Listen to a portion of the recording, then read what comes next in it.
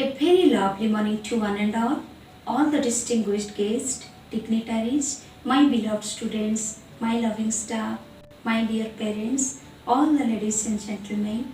I feel much privileged to share this proud moment for celebrating Azadi Ka Amrut Mahotsav with great fervor and joy. I take this opportunity to wish you all a very happy Republic Day. Janani जन्मभूमिश्च स्वर्गादपि करियसी. Mother and motherland is superior to the heaven. Himalayam samarabhyam javat indu sarovaram tvam deva nirmitam desham Hindustanam prachokhyate.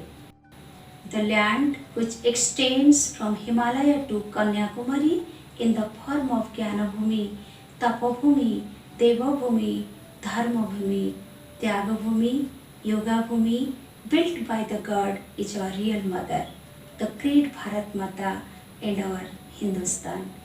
It's a Devosphere, golden sphere in this entire universe. सारे जहाँ से अच्छा Hindustan. Guru Headgiver and Guruji Kalwalkar, the founder of RSS and Saraswati Sishu Vidya Mandir, says, God resides in each of its dust particles and in the peak of its mountain. The one who has no reverences for this soil, for each of its dust particles, is not at all worthy being her child. History of her motherland is so glorious. Once upon a time, this was Swarnamay Bharat, Swarnaprasu, golden India, the Purnam Bharatvarsh, which was consisted of Pakistan, Afghanistan, Nepal, Bhutan, Singhal, Brahmadesh and Bangladesh. You know why it is called Bharatvarsh? Varsh means Bhukhand, Bharat Bhukhand.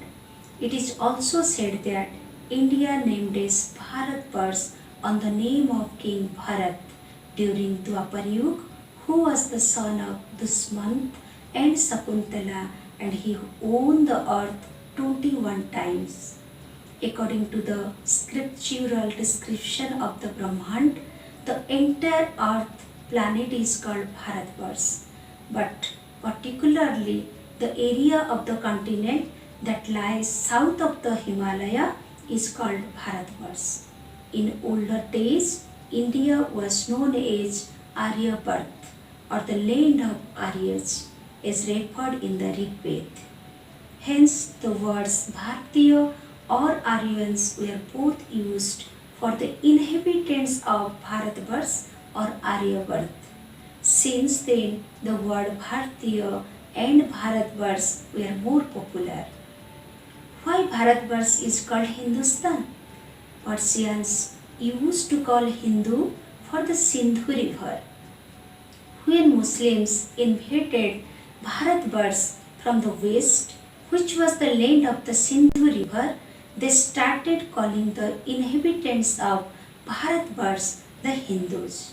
Accordingly, the country of the Hindus was called Hindustan by them. Sthan means place and Hindustan means the place of the Hindus. For speaking convenience, the colloquial form of the word Sthan became Stan, and in this way the word Hindustan, Hindu plus Stan, came into being. The Greeks used to call Hindu for Hindu because there is no letter H in the Greek alphabet. When English people came, for their convenience, they called Hindus for the Sindhu river and India for Hindustan or Bharatvarsh. Hence, the words Hindu and India became popular. According to the Vishnu Puran, the country that lies north of the ocean and the south of the snowy mountains is called Bharat. As per the contents of various Puranas, Bharatvarsh was a land which formed the part of a larger unit called Jambudev. Some interpretation says Varsha means country and thus Bharatvarsh means the country of Bharat or the country of the descendants of King Bharat. Anyway, this was our great Bharatvarsh, But now the integral India, the Purnang Bharatvarsh, has been disintegrated due to disunity, disintegrity, quarrels amongst our people, amongst our kings, amongst ourselves. So many foreign invaders attacked India and shattered and scattered India into pieces and ruled over us. Thus, the map which is observing now is not the Purnam Bharat, rather, it is a constructed map of old integral India. At last, the Britishers came into India for business purpose, but later they took over the reign of India and ruled on us. This is all because of our non-cooperation. We lost our freedom. We lost our independence. After rigorous freedom fight, after the sacrifices of so many great heroes and great patriots like Jhansi Rani Lakshmibai, Subhash Chandra Bose, Lal Bahadur Shastri, Bal Gangadhar Tilak, Mahatma Gandhi, Veera Surendra Sai, Gopabandhu, Sri Aurobindo, and many others, we got our freedom by means of non-violence and truth on 15th of August 1947. After independence, to manage this first nation, we required some vidhi, vidhan, samvidhan. Samyak vidhan iti samvidhan. The Indian Constitution.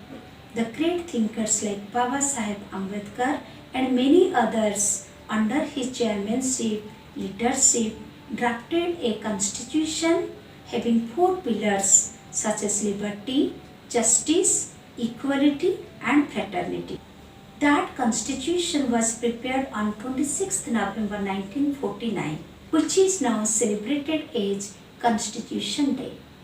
On behalf of the people of India, the constitution framers and the constitution makers, they took a solemn oath, a preamble that we the people of India having solemnly resolved to constitute India into a sovereign, socialistic, democratic, secular republic and promise to give to the citizens the liberty of thought, expression, faith and belief, justice of social, economical and political, equality of status and opportunity, fraternity, ensuring the dignity of the individual and integrity of the nation, do hereby adopt, enact and give ourselves to these constitutions.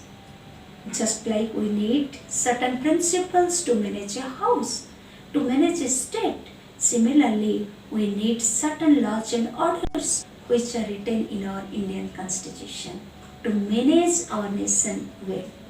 This Indian Constitution came into force on this auspicious day, that is 26 January 1950.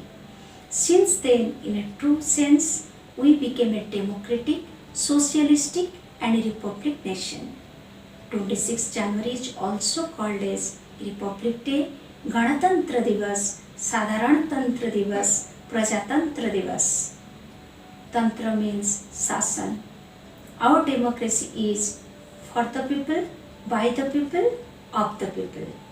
We became truly free and independent by getting our own constitution, and now we are able to celebrate this Azadi Ka Amrut Mahotsav. Let's salute all the martyrs, the great heroes, the great patriots and many uncountable nation lovers who have sacrificed their lives to make our country free and to make all our dreams come true, letting us to know the actual taste of independent India. At the same time, we should also remember our duties and responsibilities and our motto to love, serve and save our country in spite of all differences and diversities. Let's inculcate the values of oneness always, irrespective of different caste, culture, community and gender. Let's establish our goal of unity in diversities in this multicultural and multilingual country. Let not forget the words of great poet Rabindranath Tagore, who compared Indians as like the petals of a rose. India is one, Let not forget that our praise also says that we all Indians are brothers and sisters. We should not repeat the mistakes of the past anymore. We should not let anyone to come in between us to rule over again. Rather, we should be the part of the national understanding and national development. Let us glorify our motherland by glorifying our individual, social, cultural, and national life. Let's understand and practice the values that our tricolor says us to keep our culture high. Saffron color symbolizes about Tyaga, Prema, which is the color of our saints. White is the symbol of Satya, Santi, Pavitrata, truth, peace, and purity.